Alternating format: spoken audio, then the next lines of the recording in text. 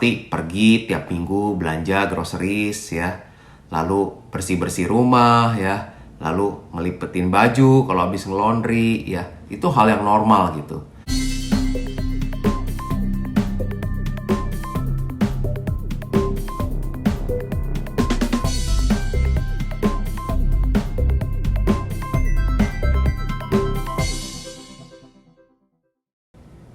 Halo guys, ketemu lagi nih dengan gua Darwin dalam channel pribadi gua Opini Darwin.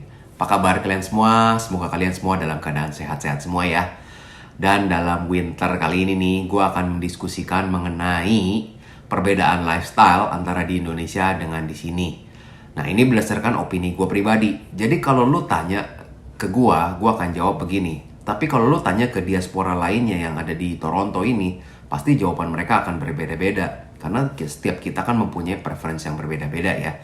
Jadi disclaimer bahwa ini adalah opini gue pribadi. Gue bukan agen imigrasi, gue bukan agen edukasi, gue bukan agen tenaga kerja.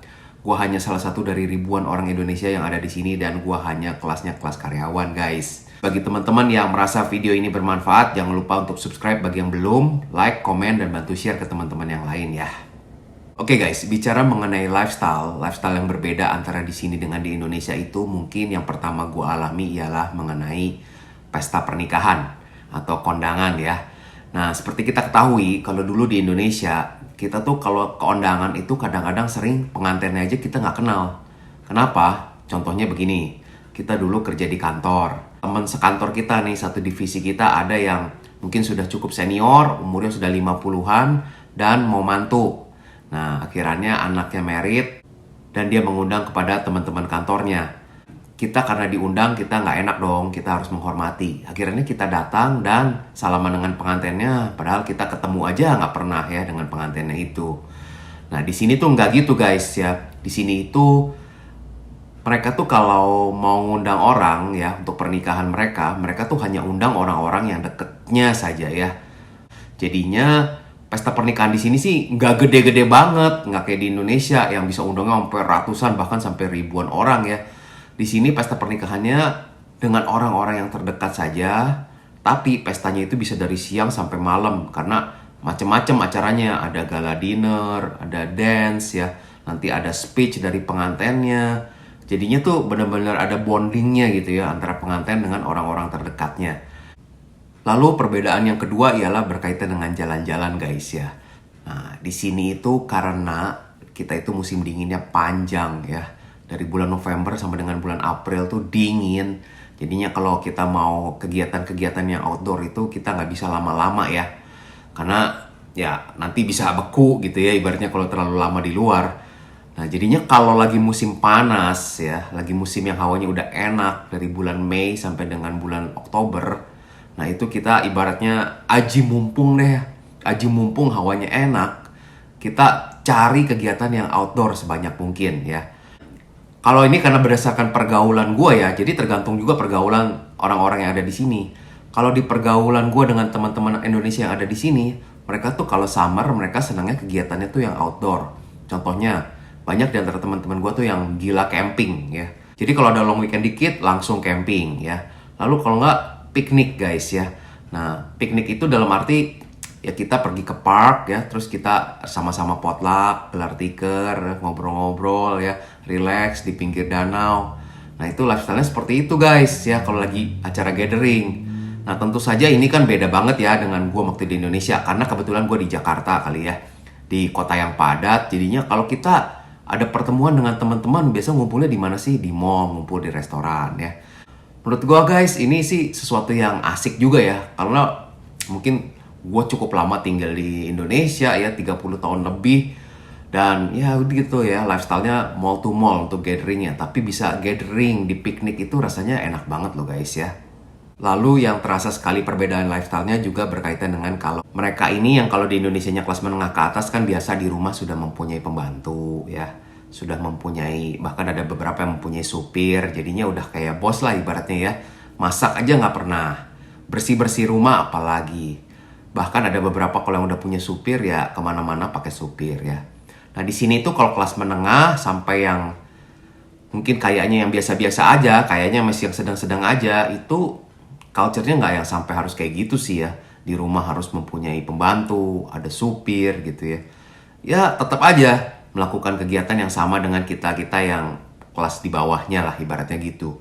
Dalam arti pergi tiap minggu belanja groceries ya. Lalu bersih-bersih rumah ya. Lalu ngelipetin baju kalau habis nge-laundry ya. Itu hal yang normal gitu. Nah kalau di Indonesia kan enggak ya, culture-nya nggak seperti itu. Nah di sini tuh itu yang gua rasakan. Lalu berkaitan juga dengan makan guys ya. Nah kalau di komunitas gua nih, orang-orang Indonesia yang ada di sini, lifestyle-nya itu kebanyakan mereka tuh masak tiap hari ya. Dan bekal tuh ya. Jadi kalau mau berangkat kerja kita udah bawa kotak makan dan kita bawa makanannya. Kenapa? Karena tentu saja untuk menghemat. Karena di sini tuh kalau untuk makan di luar ya guys ya, kalau mau cari yang cukup sehat ya, itu lumayan mahal guys. Memang sih kalau kita mau cari yang murah ada beberapa fast food yang kadang-kadang ada kupon gitu ya, paket burger, kentang, dan Coca-Cola gitu ya. Satu paket itu cuma $6 atau $7. Cuman kan kalau tiap hari kita makan itu kan ya nggak sehat juga ya guys ya. Nah akan lebih sehat kalau bawa makanan dari rumah yang biasa kita sudah masak. Nah itu lebih sehat dan lebih berhemat. Cuman memang kan capek ya, kadang-kadang kita harus masak dulu malamnya. Nah beberapa orang gue perhatikan yang ada di sini tuh suka begini guys ya.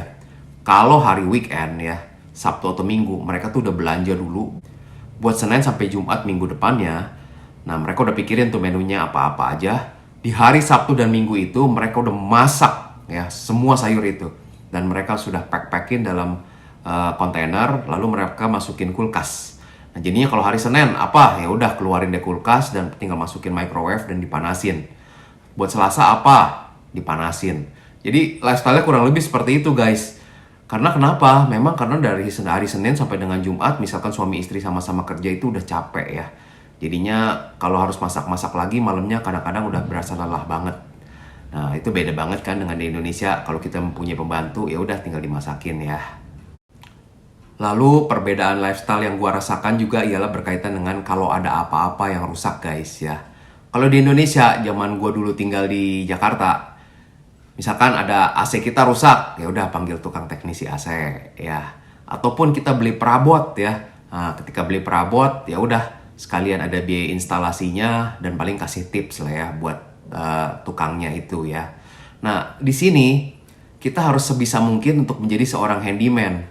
Kenapa? Karena biaya labornya itu mahal banget guys ya. Nah jadinya beberapa hal yang gue sudah lakukan dengan sendiri ya. Dimana di Indonesia dulu gue gak pernah lakukan. Contoh itu ketika gue beli lemari di IKEA ya.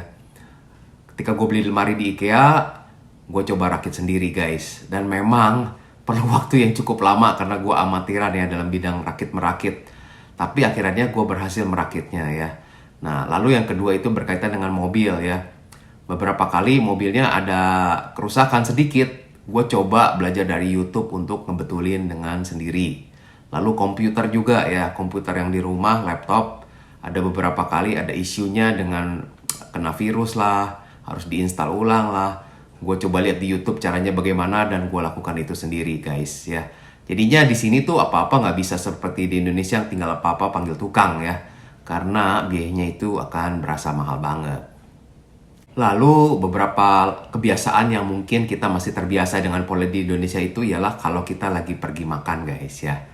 Kalau kita lagi pergi makan, kita kan biasa habis makan di restoran ya udah kita tinggalin aja tuh ya makanannya itu di mejanya. Nanti ada tukangnya yang akan ngebersihin gitu ya. Nah di sini tuh enggak guys ya. Kita harus kebiasain setelah kita makan kita harus buang sampahnya itu di tempat sampah. Jadi meja kita harus dalam kondisi bersih ketika kita tinggalkan tempat makan itu. Tapi itu tidak berlaku kalau kita berada di restoran yang fancy ya, di restoran yang mahal, yang seperti fine dining gitu. Nah itu mungkin ya udah kita bisa jadi bos. Tapi kan kembali lagi kalau makan fine dining itu kan selain harganya mahal, yang kedua kita harus kasih tips juga ya. Jadi ibaratnya ada harga, ada servisnya lah ya. Lalu juga berkaitan dengan selama gua di sini ya. Gue beberapa kali kalau lagi cuti dulu waktu anak gue masih kecil, gue jemput anak gue gitu ya, ataupun gue antar anak gue sekolah ya. Gue nggak melihat tuh kalau di yang anak-anaknya yang masih kecil-kecil gitu ya, dimana ibu-ibunya setelah nganter itu ngumpul-ngumpul lalu bikin geng arisan gitu ya. Gua nggak pernah ketemu sih hal itu ya, gua nggak tahu, mungkin di beberapa sekolah lainnya ada aja ya seperti ini ya, tapi nggak seperti di Indonesia yang dulu gua inget tuh kadang-kadang ibu-ibunya setelah nganter anaknya lalu ngumpul di mall, kopi-kopi gitu ya, sambil arisan gitu ya, sambil seragaman bajunya ya. Di sini gue nggak menemukan hal itu. Apa mungkin karena pergaulan gue kurang luas ataupun gue belum menemukan hal itu ya. Tapi selama gue di sini gue belum menemukan hal itu. Sebenarnya masih banyak lagi sih yang kita bisa bahas. Cuman nanti videonya jadi kepanjangan. Nah mungkin nanti gue akan coba bahas lagi dalam part 2 ya, mengenai beberapa perbedaan lifestyle yang ada di sini dibandingkan dengan di Jakarta. Oke guys, terima kasih sudah menonton video ini. Semoga video ini semakin membantu kalian ya, bagi beberapa teman yang ingin pindah dari Jakarta atau dari Indonesia ke Kanada, mendapatkan overview yang lebih baik mengenai bagaimana sih kehidupan di Kanada. Oke guys, sampai jumpa di video berikutnya ya. Oke, bye.